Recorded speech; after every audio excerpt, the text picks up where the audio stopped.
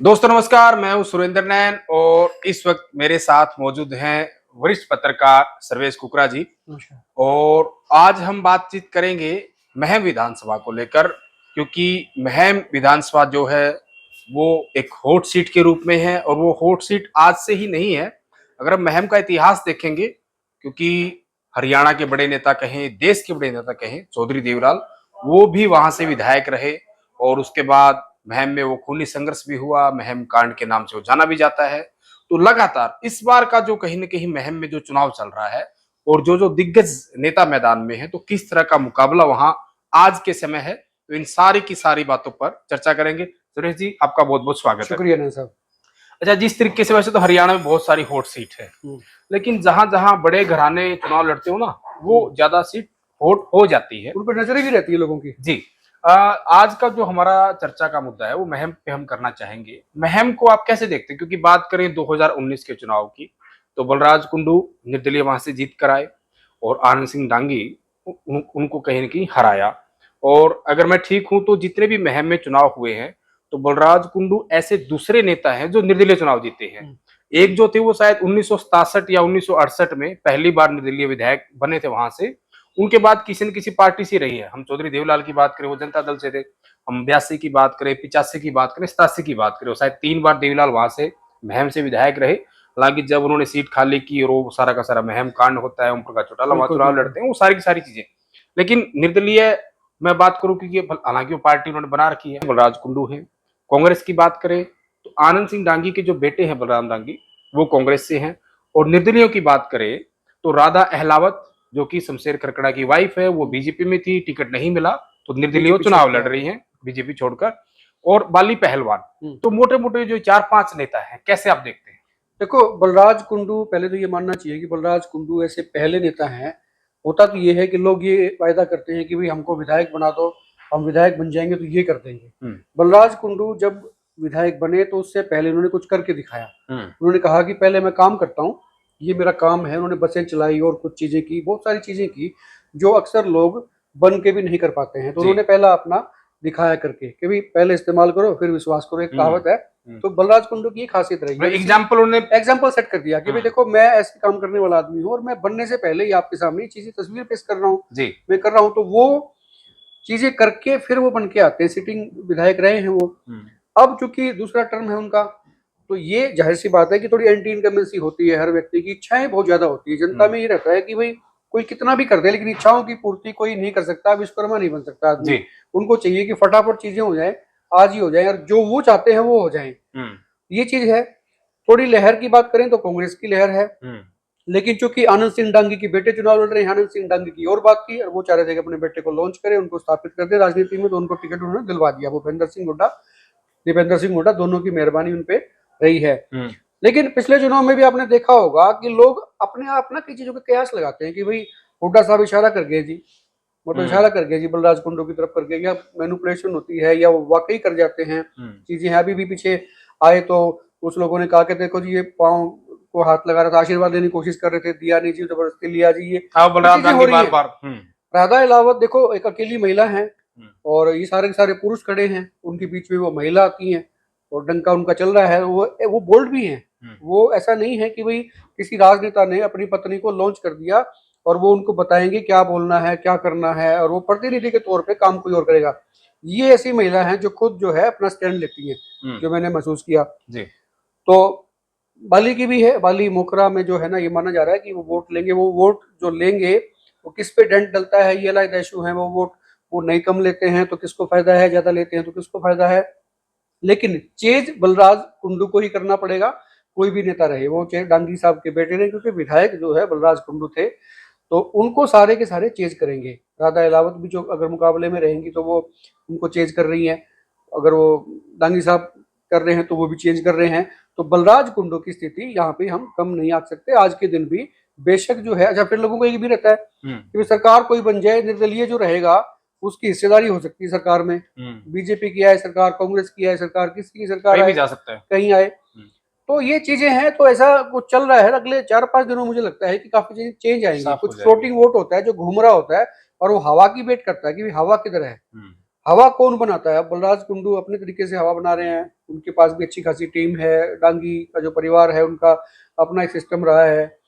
लेकिन दूसरे जो हैं, राधा अहलावत है, उनके पास बहुत बड़ी टीम है उनकी। हमने एक रैली देखी थी, उसमें भी अच्छे खासे जी। लोग थे, उसमें आप भी थे उस दिन, आपने देखा था। बिल्कुल। बाली जो है वो थोड़े से अपना ढंग से काम करते हैं। तो ये सारे के सारे लोग ना अभी काम कर रहे हैं, लेकिन चेंज जो है कोई भी करेगा मुकाबला तो यानी उसको कि बलराज कुंडू कुंडू के कुंडू साथ के जो इर्द होना है। गिर्द घूमेगी चीजें, ठीक है। जो मुझे लगता सुरेश है। जी, आपने कहा कि हरियाणा में कांग्रेस की लहर, और जब हम जाते भी तो लोग भी ये बात कहने की बोलते, जो आम जनता है, आम वोटर्स है। लेकिन बड़ा सवाल ये निकल कर आता है कि जब भूपेंद्र सिंह हुड्डा की पूरे हरियाणा में लहर है, तो महम जो विधानसभा क्षेत्र हो तो रोहतक जिले में ही है। यानी कि जिस व्यक्ति का असर डबवाली से लेकर और कालका तक, और मैं उधर पृथला से लेकर बात करूं नारनौल तक, यानी कि हर जगह भूपेंद्र सिंह हुड्डा का कहने की प्रभाव है, तो महम में क्या वो प्रभाव नहीं होगा? देखो, प्रभाव तो है, तो प्रभाव का मतलब ये बिल्कुल नहीं मानना चाहिए कि 90 की 90 सीटें कांग्रेस जीत रही है। ऐसा नहीं है, अलग अलग बेल्ट पे अलग अलग चीजें हैं। इंदिरा गांधी का सट्टे का भाव 2 पैसे का था, इंदिरा गांधी हार गई थी। मतलब 2 पैसे का मतलब ये है कि हर कोई कह रहा था कि इंदिरा गांधी जीतेंगी, लेकिन वो हार गई। तो ये प्रभाव प्रभाव जो है ना, ये सब उहावा हो जाते हैं जब वक्त आता है। पता नहीं किस बात पे जनता नाराज हो जाए, किस बात पे जनता वोट कर दे। खेल खराब किसी भी चीज में हो सकता है। आपने अभी देखा शैलजा का जो किस्सा हुआ, अभी पूरे हरियाणा में बीजेपी सबसे ज्यादा कैस कर रही है उसको। बिल्कुल। तो डेंट पड़ रहा है कांग्रेस को, तो एक इस छोटी सी चीज के चलते। बीजेपी के पास में बहुत बड़ा एजेंडा नहीं था कहीं से भी कि उसको वो भुना ले, उसके लिए वो दिखाया कि हमने ये कर दिया, हमने को खिलाफ फतेह कर दिया, शैलजा को पकड़ लिया। तो हवाएं जो हैं ये बदलती रहती हैं। हवा जब चलती हैं तो मुझे ऐसा लगता नहीं है कि महम में कोई बहुत बड़ी हवा है, आंधी तूफान कोई कांग्रेस का, मुझे तो नहीं लगता है। ठीक है, आपने कहा सर्वेश जी हवाएं बदलती रहती है। जिस तरीके से बीजेपी कहीं ना कहीं उस बात को अपनी उपलब्धि बताती है कि हमने जो है ना मेरिट के आधार पर बिना खर्ची पर्ची के नौकरियां दी हैं, और पहले की सरकारें जो है वो पर्ची खर्ची सब कुछ चलता था। और बहुत सारे वीडियो तमाम लोगों ने देखे कि जहां जहां कांग्रेस के उम्मीदवार हैं जो चुनाव लड़ रहे हैं, वो ठोक कर कह रहे हैं कि भाई 50 आपके इनकी वोट लेके आओ, इतने वोट डलवाओ। तो बिल्कुल बैकफुट पे आ गई कांग्रेस। नीरज शर्मा ने बयान दे दिया कि आप इतने वोट पे जो है ना मैं नौकरी दे दूंगा। उधर कुलदीप शर्मा ने कह दिया, किसी और ने, गोगी ने कुछ बयान आ गया था। ये सारे लोग इन्होंने कर दिए, लेकिन सफाई देनी पड़ रही भूपेंद्र सिंह हुड्डा को सफाई देनी पड़ रही है। कह रहे भर्ती विधान लाएंगे, ट्रांसपेरेंसी के साथ में काम करेंगे, ये करेंगे वो करेंगे। तो कांग्रेस को खामियाजा भुगतना पड़ रहा है। इन लोगों ने सोचा कि जनता खुश होगी, तुमको वोट दे देगी नौकरी के नाम पे, लेकिन पार्टी का भ्रष्टाचार कर रहे हैं। तो ये छोटी छोटी चीजें करके, और बहुत ज्यादा मार्जिन पे आजकल हार जीत रही नहीं है, बड़ा टफ कंपटीशन है। 2% महम में नौकरी की आपने बात की सुरेश जी, महम में ये चीज ज्यादा प्रचारित और प्रसारित हो रही है।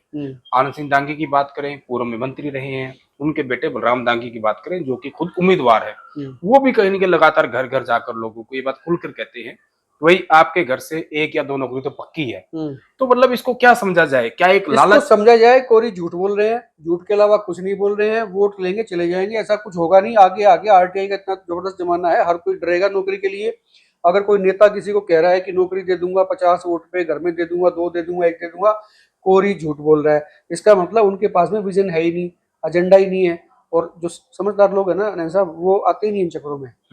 भूपेंद्र सिंह हुड्डा खुद कह रहे हैं वो अपनी प्रतिष्ठा को इस बार दाव पे नहीं लगाएंगे कम से कम। जब ये उस सरकार के बाद में देखिए ओम प्रकाश चौटाला को अंदर जाना पड़ा, जेबीटी में जयसिंह चौटाला अंदर गए। अब वो चीजें चेंज हो गई हैं, सब कुछ बदल गया है। तो आज के दिन कोई ये कहता है कि भाई मैं नौकरी ऐसे ही दे दूंगा, तो वो उस पर तो मुकदमा दर्ज होना चाहिए। मैं तो कहता हूं। अच्छा, जिस तरीके से आपने जिक्र किया, बाली पहलवान की बात करूं मैं या फिर राधा अहलावत की बात करूं। बाली पहलवान मोखरा गांव से, मोखरा एक बहुत बड़ा गांव है महम विधानसभा क्षेत्र का, और राधा अहलावत की बात करें तो वो शमशेर खरकड़ा की वाइफ है, यानी कि खरकड़ा की वो बहू है। तो खरकड़ा ही बहुत बड़ा गांव है, बड़म्बा है, और भी ऐसे बहुत सारे बड़े बड़े गांव उनमें से 2 बड़े गांव ये हैं। और ये माना जाता है कि पिछली बार की अगर हम चुनाव को उठाएं तो बलराज कुंडू को जो है वहां से अच्छे खासे वोट मिले थे। तो क्या ये 2 बड़े गांव से 2 निर्दलीय उम्मीदवारों का उठना क्या बलराज कुंडू के वोट बैंक में सेंधरी लगाएगा? देखो, वही बात आ गई जो हम शुरू में बात कर रहे थे कि भाई जो वोट उनके बढ़ेंगे तो नुकसान किसको है, डेंट किसको है। तो ये इस बारे में कुछ कहा नहीं जा सकता। ये फैक्टर्स है ना बाद में निकल के आते हैं साहब कि भाई ये नुकसान किसको कर गया। क्योंकि बड़े गांव हैं तो वोट तो लेंगे, लाजमी सी बात है। राधा अहलावत अच्छे वोट लेगी, और वो किस दौर में है अभी, वो कंपटीशन में है, कैसे है वो जनता तय करेगी। लेकिन राधा अहलावत आप यकीन मानिए आनंद सिंह डांगी के बेटे से ज्यादा वर्किंग कर रही है। तो मुझे तो लगता है कि जो फाइट है ये बलराज कुंडू और ये राधा अलावत का मामला जो है ना फिट हो रहा है। बाली का ज्यादा नहीं है, वो हालांकि मेहनत कर रहे हैं, उनका अपना एक रुतबा है, वो रहे हैं वहां से। मतलब ये तो चीज चीजें क्लियर हैं। है, आप ये कहना चाह रहे हो कि जो एक तरह की प्रचार किया जा रहा है कि मुकाबला बलराज और बलराम में है, ऐसा आप मतलब एटलीस्ट अभी तो नहीं देखते। मेरे को नहीं लगता कि बलराम कुंडू मुकाबले में है। कांग्रेस आप वो चाहते हैं कि इस दो चीजों पे कि भाई मुझे हुड्डा साहब आशीर्वाद दे दे, एक तो ये, और दूसरा मैं ये बोल दूं घरों में जाके, आप जैसे बता रहे हो कि वो बोल रहे हैं, मुझे नहीं पता बोल रहे नहीं बोल रहे, लेकिन वो घरों में जैसे आपके पास फीडबैक आया जी होगा कि जी लोगों जी। को कह रहे हैं नौकरी वोकरी, ये मिथ्या बातें हैं, झूठी बातें हैं। इनमें ज्यादा जाने की जो है ना, लोग आजकल समझते हैं इन चीजों को कि भाई ये झूठ बोल रहा है। किस किस के घर में कहाँ का पहले कितनी दे दी भाई नौकरी आपने, उनसे कोई पूछने वाला हो, उनके जी आप थोड़ी लिस्ट बताओ जरा, आप कितनी नौकरियां पहले दे चुके हैं, क्या देंगे, क्राइटेरिया तो होता ही है ना। तो हुड्डा साहब तो कह रहे हैं कि भाई हम ये इंटरव्यू जो है बंद करेंगे, इसको नहीं रखेंगे, बड़ी ट्रांसपेरेंसी लाएंगे। दीपेंद्र हुड्डा ने कहा कई बार कि ये भर्ती विधान लेके आ रहे हैं, उसमें सब चीजें होंगी कि भी कैसे कैसे नौकरी लगेगी, कैसे ट्रांसपेरेंसी रहेगी। तो आनंद सिंह की कहाँ से नौकरी दे देंगे। तो ये चीजें क्यों कहनी पड़ रही हैं, इसलिए कहनी पड़ रही हैं कि उनको खिसकता हुआ लग रहा है मामला, जनाधार खिसक रहा है, यस। उनको कहीं खतरा है। अच्छा सुरेश जी, जैसे आपने कहा शुरू में कि बलराज कुंडू ने काम करके दिखाया है बनने से पहले, हालांकि वो जिला परिषद के चेयरमैन भी रहे विधायक बनने से पहले रोहतक के, तो कहीं ना कहीं आपने कहा कि पहले इस्तेमाल करें फिर विश्वास करें। जो बलराज कुंडू ने, जो हम बेटियों की बात करें, जो पढ़ने वाली लड़कियां हैं उनके लिए बहुत सारी बसें चलाई और भी ऐसे बहुत सारे समाज सेवा के काम किए। हालांकि बलराज कुंडू को देखकर और भी अन्य विधानसभा क्षेत्रों में और भी नेताओं ने, जो कहीं की नई नई राजनीति शुरू करते हैं, उन्होंने ये काम किया। हालांकि ठीक है, भाईचारे का, समाज का एक अच्छा काम है। तो क्या मानते हैं, जो नेता कहीं ना कहीं राजनीति के साथ साथ सेवा नीति करता है, तो क्या इस सेवा नीति का लाभ उनको वोटों में मिलता है? बिल्कुल मिलता है। देखो बलराज कुंडू ने जो है एक ट्रेंड सेट किया, रेस्ट आर द फॉलोवर्स, जो उनको फॉलो करे तो फॉलोवर कहलाएंगे। उन्होंने इनिशिएटिव लिया, उन्होंने बसें चलाई, एक नहीं चलाई, कई बसें चलाई। मैं तो देखता था एमडीयू के बाहर उनकी लाइन लगी होती थी बसों की। तो उन्होंने सारी चीजें की हैं। वो उन्होंने एक मिसाल सेट कर दी कि देखो जी मैंने ये काम करके दिखाया, और उसके बाद फिर और नई चीजें करेंगे वो, जो मुझे लगता है कि नए एक चीज को वो गोल पार कर लेता है, सेकंड स्टेज आती है, तो जब तक लोग उसके पीछे पीछे पहुंचेंगे वो अगली स्टेज में आ जाएंगे। लेकिन चुनाव के वक्त में ये समाज सेवा और ये चीजें जो है ना, कई बार लोग देखो, जो लोग समझता है, जिसने उसका फायदा उठाया है, उनको कृतज्ञ होना चाहिए कि भैया इन्होंने काम किया था और भले आदमी है, काम कर रहे हैं, देना चाहिए मौका। लेकिन कई बार जो है लोग भूल भी जाया करते हैं चुनाव के वक्त में, जो है ना बहुत बड़ी बड़ी चीजें भूल जाते हैं, छोटी छोटी चीजों में आ जाते हैं। अच्छा, मेरा आखिरी सवाल है, जैसा पिछली बार लोगों ने मतलब निकाल लिया था कि हुड्डा साहब जो है 2019 में इशारा कुछ और करके, और आनंद सिंह दांगी को जो कहीं न कहीं उस तरीके से पसंद नहीं करते थे, क्योंकि इस तरह की चीजें भी सामने आई थी। एक वक्त था जब भूपेंद्र सिंह हुड्डा के इस तरीके की चीजें थी कि हो सकता है वो अलग पार्टी बनाए या कुछ अलग लाइन खींचे, तो उसमें बहुत सारे नेताओं ने भूपेंद्र सिंह हुड्डा का साथ दिया। लेकिन कुछ नेता जो कहीं न कहीं उनसे हटकर, उन्होंने साफ तौर पर ये कहा कि हम कांग्रेसी हैं, पक्के कांग्रेसी हैं और हुड्डा के साथ नहीं, हम तो कांग्रेस के साथ खड़े होंगे। तो इन चीजों का कहने की मलाल भी था भूपेंद्र हुड्डा को, और उसी का खामियाजा 2019 के चुनाव में आनंद सिंह डांगी को कहीं न कहीं भुगतना भी पड़ा। कुछ और भी नेता थे, उनको भी भुगतना पड़ा। तो क्या लगता है, भूपेंद्र सिंह हुड्डा क्या उन चीजों को भूल जाएंगे? और जिस तरीके से भूपेंद्र सिंह हुड्डा की बात करें, दीपेंद्र सिंह हुड्डा की बात करें, लगातार उनके ज्यादा कहीं न कहीं दौरे करवाए जा रहे हैं, तो क्या इरिटेशन या कुछ अलग नहीं हो जाएगा? भूपेंद्र सिंह हुड्डा बहुत निकले हुए सुलझे हुए राजनीतिक आदमी हैं, 2 बार के सीएम हैं, पेशे से लॉयर भी रहे हैं। उनकी समझ जो है ना बड़ी जबरदस्त है। वो बोलते कम है, सोचते ज्यादा हैं, और फिर जो करना होता है वो करके दिखा देते हैं। आपको ध्यान होगा जिस वक्त वो एक दौर था जब भूपेंद्र सिंह हुड्डा ने जो रैली की और थोड़ा सा इम्प्रेस करने की कोशिश की केंद्रीय नेतृत्व को भी, देखिए आप ठीक ठाक नहीं कर रहे हैं, आप नहीं करेंगे तो जो है ना लोगों को उम्मीद थी कि हो सकता है पार्टी का ऐलान हो जाए। लेकिन भूपेंद्र सिंह हुड्डा ने पेशेंस रखा, अपनी मजबूती दिखाई। वहां पर आनंद सिंह डांगी ने कुछ बातें कही थी कि भाई नहीं, हम तो पार्टी के साथ में, ये चीजें थोड़ा सा निकल के आई थी। तो भूपेंद्र सिंह हुड्डा भी भूलते नहीं है, ठीक है, वो कांग्रेस में है, उनके साथी हैं, सब चीजें हैं, तो आ रहे हैं, साथ दे रहे हैं। तो राजनीति बड़ी गहरी होती है साहब। कई बार आदमी दिखता कुछ है, होता कुछ है, करता कुछ है, दिखाता कुछ है, तो पता नहीं क्या क्या चीजें होती है। रिजल्ट फिर आदमी जब निकल के आता है ना बाहर, तब जो है वो समझ में आता है कि इसका मतलब तो ये था, ये नहीं था। जी जी बिल्कुल। तो राजनीति में कभी भी कुछ भी हो सकता है। बहुत मैम में तो होता है हमेशा। मैम तो इस चीज के लिए मतलब खास, मैम के आगे तो कांड शब्द लगा हुआ है, कांड, महम कांड, यहाँ तो कांड होते रहे, कांड होते रहे हैं। तो बिल्कुल, बहुत बहुत शुक्रिया सर्वेश जी बातचीत करने के लिए। तो ये थे वरिष्ठ पत्रकार सर्वेश कुकरा जी, और महम विधानसभा क्षेत्र को लेकर जो फिलहाल, क्योंकि अभी समय बाकी है चुनाव में, तो बहुत सारी चीजें जो है बदलती है। और बड़ी बात सर्वेश जी ने बोली, जो फ्लोटिंग जो वोट होता है, जो हवा देखकर डिसाइड करता है कि आखिर किसका पलड़ा भारी है, किसके साथ हमें जाना चाहिए, और वही डिसाइडिंग वोट होता है। और उन्होंने साफ तौर पर ये भी कहा कि जो कहीं ना कहीं इस तरह की चीजें चलाई जा रही है, प्रसारित की जा रही है कि वहां पर जो मुकाबला है वो बलराज कुंडू और बलराम दांगी के बीच है, ऐसा नहीं है। सर्वेश जी को लगता है, क्योंकि वहां लगातार जा भी रहे हैं, मैं भी गया हूं कवरेज करने और आप भी साथी करते हैं, इनको ऐसा लगता है कि राधा अहलावत जो है वो जिस तरीके से उभर कर आ रही है, तो मुकाबला जो है बलराज कुंडू और राधा अहलावत में है। यानी कि एक निर्दलीय जीत कर पहले गए थे उनमें और एक निर्दलीय अब जो पहली महिला खड़ी है सभी पुरुषों के बीच, तो उनके बीच ये मुकाबला इनको लगता है। आखिर आप जनता जनार्दन है, हर एक चीज आपके पास होती है। महम की राजनीति को आप कैसे समझते हैं? आखिर इस बार महम में क्या होने वाला है? खुलकर कमेंट करें और वीडियो को दबाकर शेयर करें। नमस्कार।